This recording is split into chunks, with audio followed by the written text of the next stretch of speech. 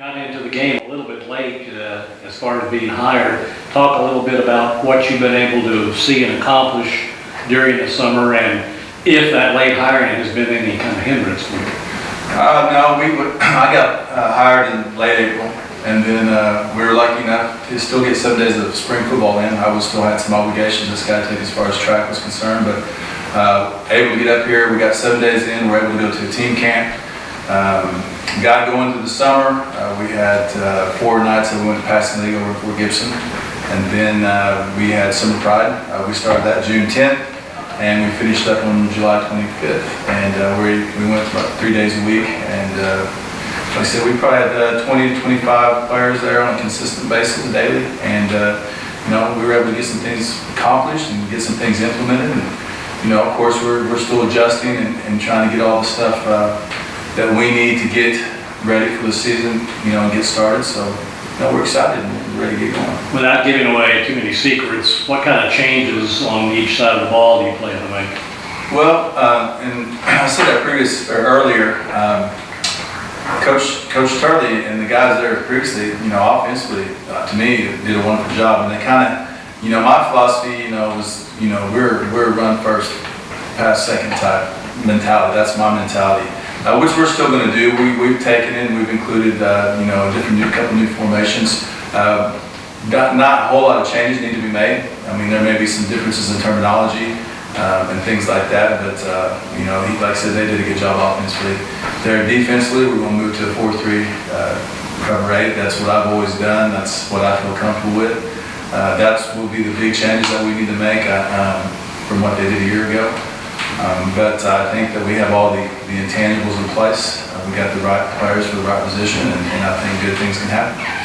Hey, one of the keys for the Checotah Wildcats is going to be Caleb Knight, who's going to be taking over the reins at quarterback. Talk a little bit about what you see as changes and how you feel like you'll be able to impact things this year, as you played a little bit of quarterback last year, I think. As the starter this year, what's that going to entail for you? Some changes since last year. Last year we were pass first, just like Coach Hendricks said. We passed, and that was almost all we did while they ran. This year I think we will run the ball a lot more, and as I'm quarterback, I'm better at running the ball than I am really throwing. So I think it'll work out a lot better with me coming in there and playing quarterback also, and we got a good line coming back this year, so I think we'll be able to run the ball a lot more, and it'll work better with Coach Hendricks being there also. Coach mentioned that you not only bring some experience as a quarterback, but as a senior, you're going to be expected to be one of the leaders out there this year. How do you feel about that? What do you feel like your responsibilities are going to be? I like having the responsibility of being a leader, and I like trying to take over and make sure everybody's on the same page and everybody's rolling together and everybody knows what's going on and what's happening. Let's move down to Ben Royce. Ben Royce, is that right? Royce. Talk a little bit about, you're on the defense, talk a little bit about your thoughts on the new coaching, the new formations and the new kind of defense you guys are going to be running. Well, it's been, there hasn't been much changes. It's somewhat the same, and it's really good for the linemen because the only difference is practically the name. So, there isn't much difference, and And Malik Slayton is also part of that defensive unit. You're a safety. What kind of changes will going to the different defense mean for you? Well, last year we played with 1 safety, and this year going into the cover 8, we got 2 safeties back there, which will make covering the field a little bit more easier, and having 2 corners on each side, I think it'll just make it a little bit easier on the defensive part. You're also a senior coming back. The other guy who's going to be back there with you, do you feel like you kind of got a responsibility to say, hey, here's what we're doing? Yeah, I feel like I have to coach him up a little bit, but I think he'll do pretty good over there. Coach, talk a little bit about your all's schedule and how you see the district this year. Well, being new to the 3A, this is actually the first time I've coached. And I know a lot of actually a lot of the coaches that we'll be coaching against, I actually know on a personal basis. You know, Coach Newton and I coached over at Checotah together for like 6 years, and you know, Coach Rising over at Stigler. You know, we've both from Tahlequah. I played with his younger brother. You know, and Coach Willis over at the Keys, he's a Tahlequah boy too. So there's lots of people that I've known and such with. So, which is going to make that part of it fun. I think for us, you know. They were, you know, 8-2 last year and were successful. I think that, you know, the expectations are high, and that's something that we should be striving for again. Is, you know, to have that type of record. I think anything less to these guys here would be below their expectations. And I've been telling them to say, you know, we play the game to win. You know, if you're not shooting for district championships or state championships, then why do we play? So. You know, those would be our goals and our expectations. You know, there's a lot that goes into it. You know, you got to stay healthy, you got to be a little lucky.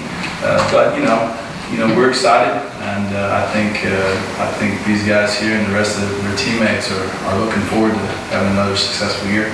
Now, you guys went to playoffs last year, didn't you? First round. So, for Caleb as a returning kind of a field leader on offense, you kind of want to keep that flow going, I guess, if you will, and you've got something to build on now. Talk a little bit about that. Yeah, I think last year coming off, we had a pretty good offense last year, put up a lot of points, and just want to come back this year and keep the same thing going and really be hot on offense when we head into the playoffs. Ben, talk a little bit about your thoughts on the expectations being kind of at the next level, I guess, now in Checotah, now that you guys have made the playoffs. Well, I think we can do it, and the expectations are high, but you know, it's not much because we've been there before, so we can do it again. Thinking about the guys you have to play on, say, as a safety, guys you played against last year and you'll face this year, are there any one or two players that you look forward to having a second chance against maybe this year? I think one of the biggest challenges that we had, I think he graduated, one of the Sherwood brothers from Stigler, he graduated, but other than that, I don't really find too much. What do you feel like your biggest asset as far as safety? I can cover pretty much anywhere, and I can hit up pretty hard, so I like that. Coach, talk a little bit about one of the things that coaches always bring up. Is it an asset for you? Is team speed? Do you have speed? Well, yeah, the name of the game is speed. You know, and I'm big on it. I think speed is very important. So I do a lot of the ways that we train is to make us faster. And you know, I've been in games before that as soon as you step off the field, you know, you get playing against teams that are faster, they run you off the field in the first quarter. I mean, you're playing chase here, chase there. Your players are tired. So. For us, I think it's very important, and I really emphasize it over the summer. And as far as the team speed that I've observed, I think, you know, that we have some, you know, some good team speed. Yeah, you know, we've had some, you know, guys clock in at 4.7, 4.6, we had 4.5. You know, as far as speed, football speed, that's pretty good. You know, so you know, I'm excited. I'm ready to still take those. You know, to the next level, and you know, so you know, we've been doing a good job with it, and they worked hard this summer. And someone probably think I'm crazy half the time as far as some of the stuff that we do, but you know, it's been beneficial. You mentioned in one article I read that you feel like maybe the strength of your team is going to be at your linebacker spot, where you have a couple of guys back that I think one of them made over 100 tackles and one was close to that. Talk a little bit about that. Well, and that comes from, you know, talking with the coaches, you know, from last year and the previous year, you know, and as far as defensively last year, they said, you know, they were in a 3-4, remember they had 4 linebackers in the field, and they, you know, they said that was a strong part of their defense. And in the 4-3 scheme, you know, it's the same thing. You got your 3 linebackers and 2 safeties, you know, or how that's built around, especially if your front 4 can control the offensive line. So, you know, with that, coming in with that in the core, and we've kind of also adjusted our offensive philosophy for that because, you know, they're saying the linebackers, because I can name 6 guys right now that played linebacker last year at one point in time on a game situation. So we kind of took that, and I think the way that we've changed our scheme and our philosophy from what they did previously is going to benefit that strength. And, I said, it's the way it's set up to be, is let those guys make some more plays. Where do you feel like you're the weakest in terms of depth, maybe? Well, I don't say the weakest, I say it's the least experienced, because I guess the way I understand, they lost a lot of good offensive linemen last year. And they play both ways, the way I understand it. But there's people there capable of doing a good job. It's just they don't have much game experience. And that's going to be the obstacle and the hurdle that we're going to have to work through right there. So. Do you have the flexibility, if that's the right word, of being able to not use as many kids both ways, or are you still going to have to play a lot both ways? I think that we're going to have to be creative in a way. I think, there'll be a few that will have to play a little bit both ways. They may be a starter on the defensive line and have to spot play offensive line and vice versa. But I think that I think that we've got 7 guys that can play offensive line and our defensive tackles. Our defensive end types are more of an H tight end type, so they're not true offensive linemen. So I think that we can put 7 guys there. We're not going to have a whole lot of depth there, but I think that we can move things around and still be successful there. Okay, very good. Coach Hendricks, thank you very much for your Thank you very comments. Checotah Wildcats, best of luck to you this season.